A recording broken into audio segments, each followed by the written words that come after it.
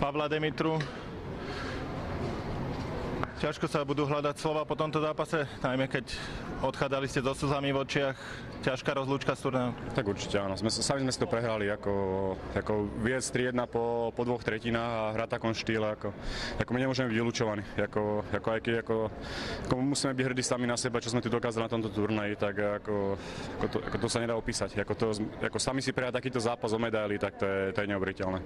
O to smutnejšie budú tie spomienky na ten vancouverský turnaj, že dostali sme sa do štyrky, čo je skvelý úspech, ale na dosah bola veľmi blízko medaila. Ja si myslím, že 4. miesto nikoho nezaujíma, takisto my sme. Byť 4. alebo posledný je to presne to isté. Prehrať si zápas za takého stavu, to je neuveriteľná chyba, to nás bude, tak povedať, stráť do konca života. To sa nedá opísať. Chýbalo na šťastie v tom závere včera pri vašej šanci v zápase s Kanadou. Teraz sme mali dve šance, Rišo Zedník, Zdeno Chara nedotlačil puk. To nie je o šťastí.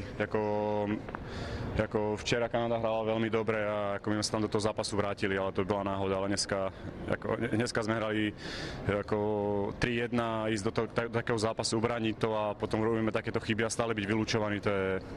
Nedá sa to opísať. Ďakujem za rozhovor.